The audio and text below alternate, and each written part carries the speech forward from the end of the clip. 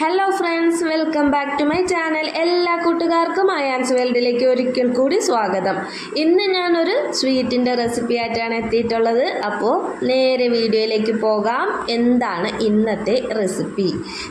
ഈ കാണുന്നതാണ് ഇന്നത്തെ ഐറ്റം. വേറൊന്നുമല്ല, അമൃതം പൊടി. കുഞ്ഞു മക്കളുള്ള എല്ലാവർക്കും അറിയാമായിരിക്കും. അംഗൻവാടിയിൽ നിന്ന് കിട്ടുന്ന പൂരക പോഷകാഹാരം. ഇതിൽ കുറച്ച് ഇൻഗ്രീഡിയൻസ് ഒക്കെ അടങ്ങിയിട്ടുണ്ട്. അതിൻ്റെ ചേരുവകളോടെ കൊടുത്തിട്ടുണ്ട്. ഗോതമ്പ്, കടല, നിലക്കടല, സോയ, പഞ്ചസാര. ഈ നിലക്കടല എന്ന് പറയുന്നത് നമ്മൾ കപ്പലണ്ടി എന്നും പറയും, ആ ഒരായിട്ടാണ്. ഇനി നമുക്ക് നേരെ ഇതുണ്ടാക്കാനായിട്ട് പോവാം. അതിന് വേണ്ടിയിട്ട് ആദ്യം ഞാൻ തേങ്ങയും ശർക്കരയും അവിലും എടുത്തു വെച്ചിട്ടുണ്ട്. തേങ്ങ ആവശ്യത്തിന് എടുക്കാൻ ചിരകിയെടുത്ത ശേഷം അതിലേക്ക് ശർക്കരയും അവിലും കൂടി ചേർത്ത് ഒന്ന് മിക്സ് ചെയ്ത് വെക്കണം. ശർക്കരയ്ക്ക് പകരം പഞ്ചസാര ആയാൽ ഈ പ്രതീക്ഷിച്ച ടേസ്റ്റ് ഒന്നും കിട്ടില്ല. ശർക്കര തന്നെയാണ് നല്ലത്. അപ്പോൾ എല്ലാം കൂടി ഒന്ന് മിക്സാക്കി അതൊന്ന് മാറ്റി വയ്ക്കാം. ഇനി അടുത്ത പരിപാടിയിലേക്ക് കിടക്കാം. ഇനി ഇതിലേക്ക് ഒരു ഐറ്റം കൂടി വേണം, അതാണ് പഴം. ഞാൻ ഒരു ഞാലിപ്പൂവനും ഒരു റോബസ്റ്റും കൂടിയാണ് എടുത്തിട്ടുള്ളത്. നന്നായിട്ട് പഴുത്തിട്ടുള്ള പഴം എടുക്കണം. ഒരു പഴം വീഡിയോയിൽ മിസ്സായതാണ്. ഞങ്ങൾ 3 പഴം എടുത്തിട്ടുണ്ട്. 3 പഴവും കൂടി ഒരു മിക്സിയുടെ ജാറിലേക്ക് ഇതുപോലെ അങ്ങ് അരിഞ്ഞിട്ടിട്ടുണ്ട്. അരിഞ്ഞിട്ട ശേഷം നന്നായിട്ട് ഒരു തുള്ളി പോലും വെള്ളം ചേർക്കാതെ അരച്ചെടുക്കണം. വെള്ളം ഒട്ടും തന്നെ ഈ ഒരു റെസിപ്പിയിൽ ഞാൻ ചേർക്കുന്നില്ല. നന്നായിട്ട് അരച്ചെടുക്കണം. ഇതുപോലെ ഒട്ടും കട്ടയൊന്നുമില്ലാതെ ഫൈനായിട്ട് അങ്ങ് അരച്ചെടുത്തിട്ടുണ്ട്. ഇനി ഇതിനെ വേറൊരു ബൗളിലേക്ക് മാറ്റിയെടുക്കാം. പിന്നെ ഇത് ചെയ്യുമ്പോൾ നിങ്ങളുടെ ഇഷ്ടത്തിനനുസരിച്ച് എങ്ങനെ വേണോ മാറ്റം വരുത്താം. അവിൽ ചേർക്കാതെ ചെയ്യാം. തേങ്ങയും ശർക്കരയും മാത്രം ആയാലും കുഴപ്പമില്ല. അങ്ങനെ ആ പഴത്തിൻ്റെ മിക്സിലേക്ക് ആവശ്യത്തിന് അമൃതം പൊടി കൂടി ചേർത്ത് കൊടുക്കുകയാണ്. ആദ്യം കുറച്ച് ചേർത്ത് എല്ലാം കൂടി നന്നായിട്ടൊന്ന് മിക്സ് ചെയ്തെടുക്കണം. ആ മിക്സ് ചെയ്തെടുത്തതിന് ശേഷം പിന്നെ ബാക്കി അതുപോലെ ചേർത്താൽ മതി. നിങ്ങൾക്ക് എത്രയാണോ ആവശ്യം അതനുസരിച്ച് ചേർത്താൽ മതി.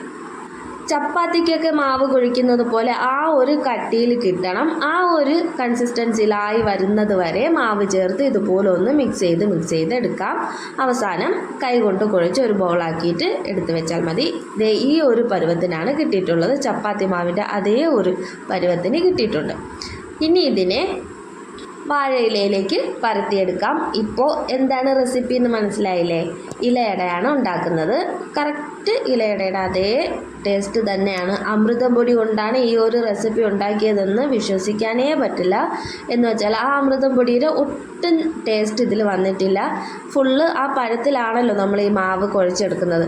ആ പഴത്തിൽ തന്നെ ചെയ്തെടുക്കുന്നത് കൊണ്ട് അമൃതം പൊടിയാണെന്നേ പറയില്ല.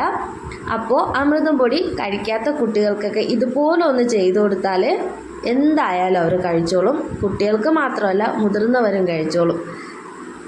അമൃതം പൊടി വെച്ചിട്ട് ഞാൻ പല റെസിപ്പികളും ചെയ്ത് നോക്കിയിട്ടുണ്ട്. അതിൽ ഈ അമൃതം പൊടിയുടെ ടേസ്റ്റേ ഇല്ലാതെ അടിപൊളിയായിട്ട് കിട്ടിയിട്ടുള്ളത് ഈ ഒരു ഐറ്റം മാത്രമാണ്. അമൃതം പൊടി വെച്ചിട്ട് കൊഴുക്കട്ട ഉണ്ടാക്കി നോക്കിയിട്ടുണ്ട്. പക്ഷേ അതിലൊക്കെ തേങ്ങാപ്പാലൊക്കെ ചേർത്ത് ഞാൻ റെഡിയാക്കി നോക്കിയിട്ടുണ്ട്. എന്നാലും ആ അമൃതം പൊടിയുടെ ടേസ്റ്റ് നന്നായിട്ട് അറിയാമായിരുന്നു. അപ്പോൾ ഇതൊന്നും അറിയാതെ അടിപൊളിയായിട്ട് നല്ല ടേസ്റ്റിൽ കിട്ടിയിട്ടുള്ള ഒരു റെസിപ്പിയാണിത്. അതുകൊണ്ടാണ് ഞാനങ്ങ് വീഡിയോ അപ്ലോഡ് ചെയ്യാമെന്ന് കരുതിയത്. അപ്പോൾ എല്ലാതും ഇതുപോലെ അങ്ങ് ചെയ്തെടുത്താൽ മതി. അപ്പോൾ എൻ്റെ വീഡിയോ ഇഷ്ടമായാൽ വീഡിയോ ഒന്ന് ലൈക്ക് ചെയ്തിട്ട് കാണണേ.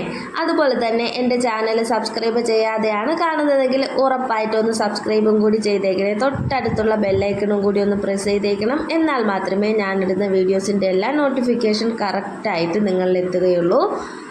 അപ്പോൾ ഇതെല്ലാം ഞാൻ പരത്തിയെടുത്തിട്ടുണ്ട്. കയ്യിൽ കുറച്ച് വെള്ളം കൂടി തടവിയിട്ട് വേണം ഇതുപോലെ ചെയ്തെടുക്കാൻ, അല്ലെങ്കിൽ കയ്യിൽ ഒട്ടിപ്പിടിക്കാൻ ചാൻസ് ഉണ്ട്. എങ്ങനെയാണോ ഇലയിടയ്ക്ക് പരത്തുന്നത് അതേ രീതിക്ക് അങ്ങ് ചെയ്തെടുത്താൽ മതി. ഞാൻ എല്ലാം അതുപോലെ ചെയ്തെടുത്തിട്ട് ഈ മിക്സ് ഫുള്ളായിട്ട് അതിലിട്ട് കൊടുക്കുന്നു. എല്ലാ വശത്തും പറ്റത്തക്ക രീതിയിൽ ഇട്ട് കൊടുക്കുന്നുണ്ട്.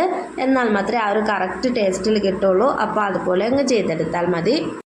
പിന്നെ മടക്കിയെടുക്കുമ്പോൾ നിങ്ങളുടെ ഇഷ്ടം എങ്ങനെയാണോ ആ രീതിക്ക് നിങ്ങൾക്ക് മടക്കിയെടുക്കാവുന്നതാണ്. ഞാൻ ഈ ഒരു രീതിയിലാണ് മടക്കിയെടുത്തിട്ടുള്ളത്. ഏത് രീതിയിലായാലും ഒരു കുഴപ്പമില്ല. എല്ലാം ഞാൻ അതുപോലെ ബോക്സുകളാക്കി എടുത്തിട്ടുണ്ട്. ഇനി ഇതിനെ ഇഡ്ഡലി പാത്രത്തിൽ വെച്ച് ഒന്ന് ആവി കയറ്റി എടുക്കണം. ആവിയിലാണ് ഇത് ഫുള്ളായിട്ട് വേവിച്ചെടുക്കുന്നത്. ഒരു ഇഡ്ഡലി പാത്രത്തിലേക്ക് വെള്ളം എടുത്ത് ആവി കയറ്റിയെടുക്കാൻ ആരെയും പറഞ്ഞു തരേണ്ട ആവശ്യമില്ലല്ലോ, എല്ലാവർക്കും അറിയാമല്ലോ.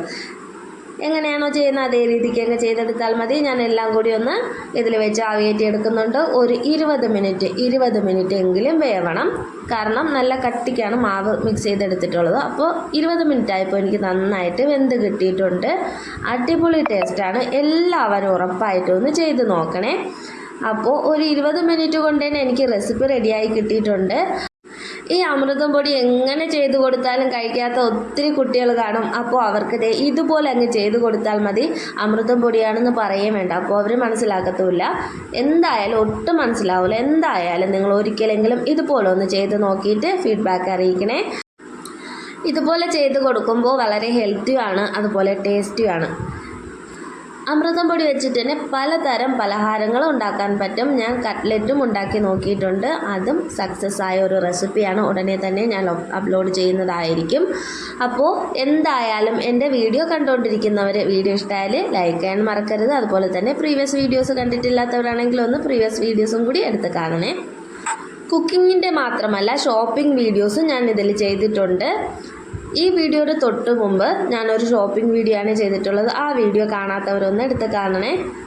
അതുപോലെ ഈസി ലഞ്ച് ബോക്സ് റെസിപ്പി ചെയ്തിട്ടുണ്ട്. കാണാത്തവർ ഉറപ്പായിട്ടും ഒന്ന് എടുത്ത് കാണണം. അതുപോലെ തന്നെ എൻ്റെ ചാനൽ സബ്സ്ക്രൈബ് ചെയ്തിട്ടില്ലെങ്കിൽ ഉറപ്പായിട്ടൊന്ന് സബ്സ്ക്രൈബും കൂടി ചെയ്യണേ.